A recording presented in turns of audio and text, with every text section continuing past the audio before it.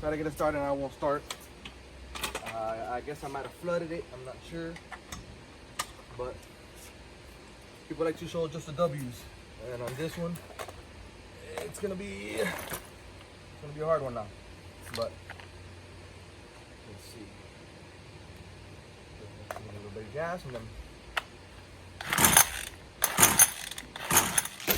and that will let you figure out at what point exactly is that I start contemplating life right now. Yeah. So is it the car's fault? Is it the guy in China? Did my wife do something to it? But at the end of the day, this is what it is. In this hobby, it's always gonna break. Everything's always gonna break, no matter how good it is or how cheap it is. You just basically gotta take it how it is and then just start looking around. What could it be? Start, narrowing it down. Ideally, I knew it was flooded, but I wanted to, beat around the bush because you gotta take off the exhaust to get to a spark plug. And now you're gonna see me kneel down and I'm like convincing myself, okay, I gotta do this, I gotta do that. But at the end of the day, the spark plug needed to be removed, and you will see that now.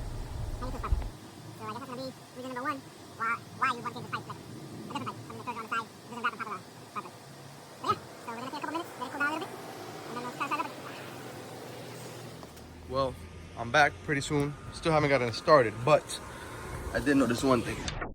While I'm noticing things, you're noticing I'm beating around the bush, avoiding taking out the spark plug. If you look right under the carb, see if I can see here. The fuel line right here is pinched.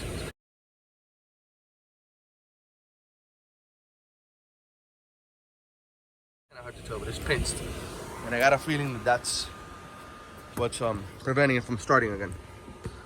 So before I go ahead and start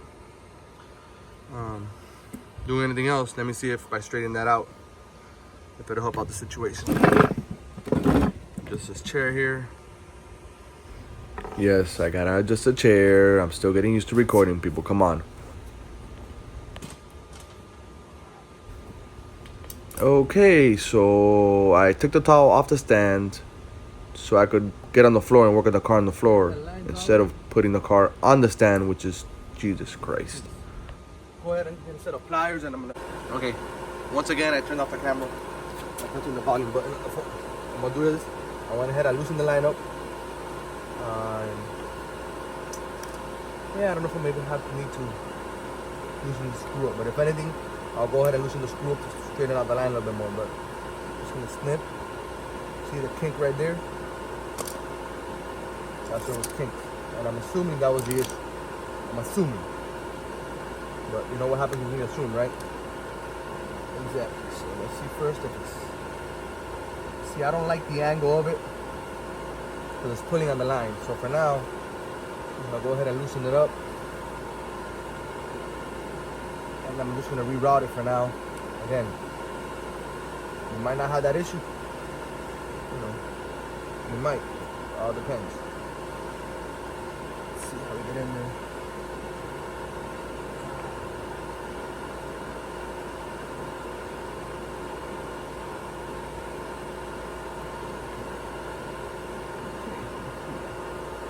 Having a little bit of trouble finding the hole.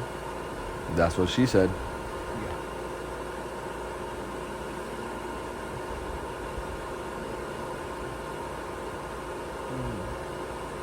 The hole is slippery. Whatever. You know what I mean. So for now, let's switch up the lines. You see, I think it's from the heat that is causing it, but then if I leave it loose, it's gonna hit on the side of the clutch belt. For now, I'm gonna do like this. If that starts kinking there, then we're gonna have to resolve that issue, but I got a feeling that bend there is what's causing the issue. Again, I'm not sure. It's basically trial and error for me, because I've never worked in this car before.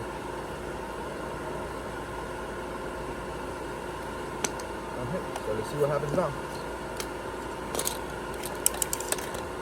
Again, the angle of it is still kind of off from what I'm looking at. So, because the line, instead of coming up like this, is almost being stretched, almost. So,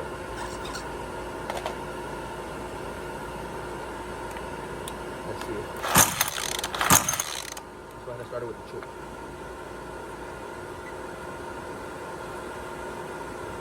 What times? You heard the pop? I'm obviously going delirious. It's been a long day because I didn't hear no fucking pop now.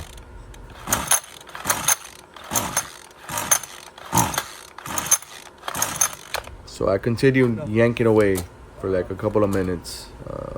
Still wouldn't start, as you can see. There's no need for me to show the rest of this. You kind of have an idea. We'll go ahead and cut this this video short here. Let's make it a 2-part before it becomes too long. At this point, we're kind of at you guys have a good one. Standstill.